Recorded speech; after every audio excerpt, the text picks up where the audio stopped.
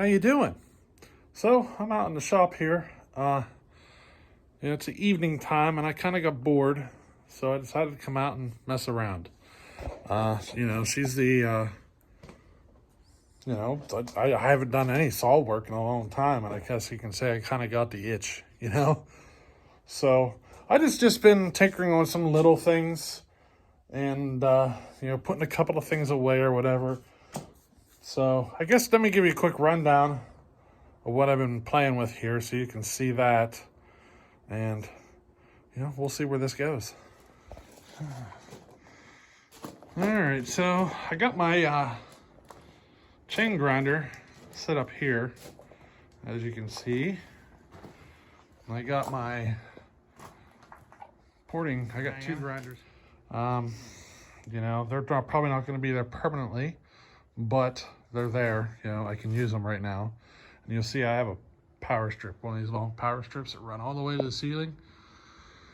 I put one of them in, and I mounted the sander on the corner. This vise is just sitting there. It's not bolted down.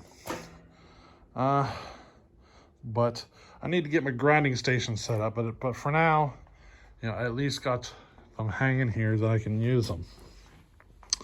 But what else we get into? Oh, we got a gas leak. The Pulling Wild thing, I was trying to get it started, and it's leaking fuel all over the place. So I'm going to play with that another day. The MS-170, got the bar redressed, sharpened the chain, set the rakers, and she's ready to make some test cuts, kind of get a baseline before the build, you know what I mean? Kind of did that a little bit. What else? The Husqvarna 350. I've been looking all over the place for a bar and chain setup that I can use on it, and nothing will work except what I have on the Echo. So I could pull that off and get it to work on the Husky 350, but I'm thinking I might as well just order another bar and chain setup. And I'm thinking order an 18. That way the same chains will work on both saws. That's what I'm thinking. 18-inch bar chain for that one, and then I can run the same chain on both saws. That's what I think would be the smart move to do there. You know what I mean? And then the Homelite 410. I was messing with this a little bit. Let me show you.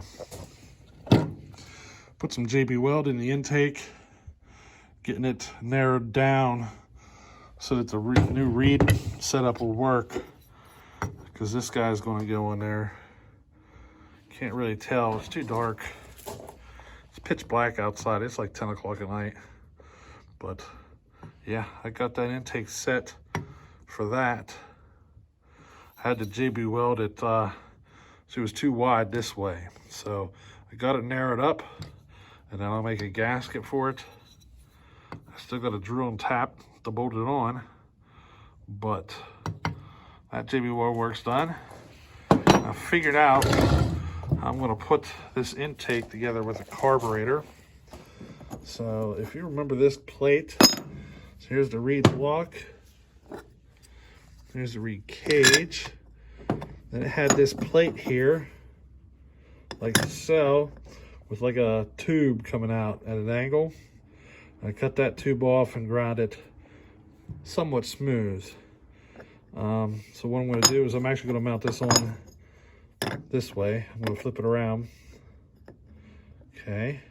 And I re-drilled this hole to match the carburetor, so they're exactly the same size. This is a 372 carburetor. I decided to go with this since I already had it. But you see this? I'm going to use this between them. I got JB Weld. I just basically stuffed it with JB Weld. And what I'm going to do is I'm going to just drill the hole straight down through, the same size. And in these bolt holes, this carburetor, they line up. So all you got to do is wait for the JB Weld to dry. Drill my hole down through there. Probably do another layer of JB Weld just to touch it up. Like this is the first application. But then this, I got to drill 2 holes to bolt that on, and then the carburetor will go on like so. that's the setup I'm going to go with to start with, and we'll see how she runs. I'll probably have to get through bolts and bolt it nut and bolt the whole distance. Probably have to put nylon washers on it to keep it from leaking air or something. Maybe, maybe not. We'll see. Maybe O-rings. I don't know. We'll figure something out. But I got to be able to keep it from leaking air, which it shouldn't, with maybe a nylon washer with an O-ring. If I put that on the inside of this plate, that should keep it from leaking. But that's kind of where I'm going to get this on. And then I'll put a velocity stack on. Which I got this thing. Oop, JB Weld's a little tacky. I got it sitting on there upside down. Let me fix that. There we go. That looks better. So yeah, velocity stack to a filter, and she'll be probably that long until, you know, she'll be probably 8 inches long until she's all put together on the saw. But that's my plan. Hopefully she works. I think it will. I kept going back to this reed cage, thinking, you know, can I get that on there? But I feel like this is going to limit the RPM range of the saw. Probably start fluttering around 12,000. So that's why I wanted to go with the larger reed cage, because they're not opening as far and I shouldn't get the flutter. But that's what I've been working on. I should have been in here, you know, organizing or cleaning up or something, but I didn't. I just had the itch to do a little tinkering, you know? So that's what I've been doing. You know, not a whole lot of work, but a little bit. And I didn't want to not make this video because there'd be a gap in the progress of like the Homelite or something like that, I feel, you know? So I made the video, and you guys get to kind of get a little update of what we're doing here saw-wise. I did get another saw shelf set up, more saws brought in from the other house, as you can see. So we're starting on our second rack. I still have another one of these racks to put in and put saws on. Now the majority of the saws are here now. It's kind of funny, which I didn't realize how many I unloaded. So, you know, I unloaded a few, but I still got that whole pile. I think there's 10 over there. 6 on each shelf here. You know, I'm basically, I could, like, the shelf would hold more than 6, but I'm just putting 6 on each shelf. You know, that top one's missing one. Oh, one of these other saws was supposed to go there. I think I had the 371. I don't know.